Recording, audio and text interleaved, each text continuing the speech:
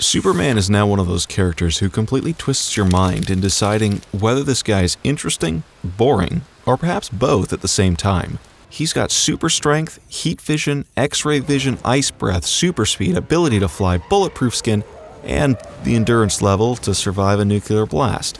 This guy can even travel to different universes and galaxies with unrealistic ease. Superman has been indescribably given too much with too little limitation. One man is just not supposed to have so much power stocked up altogether. It just doesn't make any sense, and that's where the issue with Superman lies.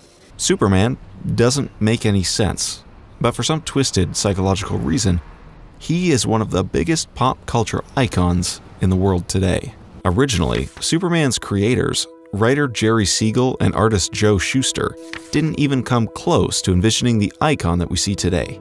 He was supposed to be this weird little guy who gains psychic powers and desires nothing except personal gain.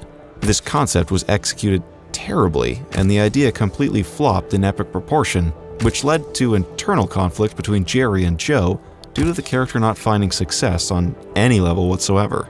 But Superman's creators were smart. They somehow reconciled and started developing the character by giving him the shape and form that we see today. After the massive failure that their initial incarnation was, Superman transformed into the man with insurmountable power, carrying the stark red cape and the iconic S symbol. Superman became this man with the power that all the other men would desire for personal gain, yet Superman just wants to do the right thing with the gifts he's been given.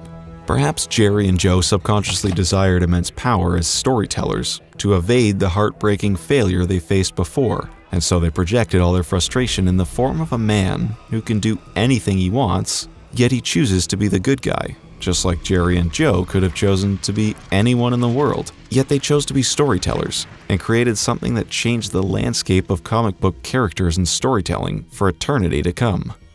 Superman is boring only if you look at him from a character point of view at a superficial level.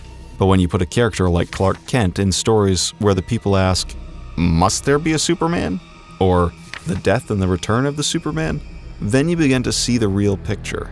You begin to see yourself in the world you're living in with surging crime rates, corrupt politicians, disasters of epic proportion, and conspiracy theories to turn the people against each other. Then you begin to see how wrong you are in considering Superman an uninteresting character, because he's not, and we look at him all wrong. When movies like The Man of Steel are produced, the first half almost comes close to delivering a Superman story that we can love and remember. But these very same movies fail miserably in their second half when Superman becomes just an instrument to display massive action and visual effects spectacle on epic scales. When you pit Superman against an equal force like General Zod, or the Doomsday in a straightforward hand-to-hand combat, just after 5 minutes, it becomes completely unwatchable because you know that it's Superman, and he's someone no one can defeat in a one-on-one, head-to-head collision. But when you put Superman against someone like the Batman, the situation instantly catches a spark that burns into a full-fledged fire, because you know that a fight between these two icons could never be simply about who's physically stronger or dominant. Their fight will always be a clash of moral boundaries, philosophical beliefs, and their perspective on the war against crime. These are the situations where Superman thrives, the situation where Superman is challenged on an intense psychological level, where not only us, but Superman himself gets to find out who he really is, and if provoked, what he would do with all the power in the world that he has in the palm of his hands. Director Bryan Singer came close for delivering the perfect tone for Superman to thrive in with his 2004's Superman Returns. That movie wasn't a showcase of how strong Superman is. It was about a psychological dilemma that the Man of Steel was facing after leaving Metropolis, which crippled his relation with Lois Lane. The subject matter of the film was completely wrong, but if it was written from the right perspective, the film could have been a classic to remember which would have capitalized on the most thrilling conflict in Superman's mythos, the conflict of a love triangle between Superman, Lois Lane, and Clark Kent. I think now I understand why Superman became the template for our superheroes to draw from. Among all the wrong that's going on in our world, no matter how much you deny it, we wish we had a figure like Superman in real time.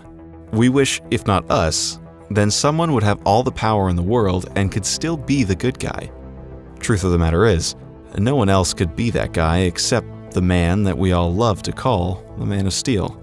Superman. Superman has always been one of those characters who completely twisted my mind, and I, as a storyteller, just couldn't come up with a right perspective from which a perfect Superman story could be told, because he's just an incredibly complicated character with all the power in the world, and that motivated me to produce this video. So if you liked it, please share this with your friends and subscribe to this channel to stay tuned to some more mind-teasing videos. In the hopes of connecting with story lovers all over the world, this is Mr. Zeecon in the making of a great story.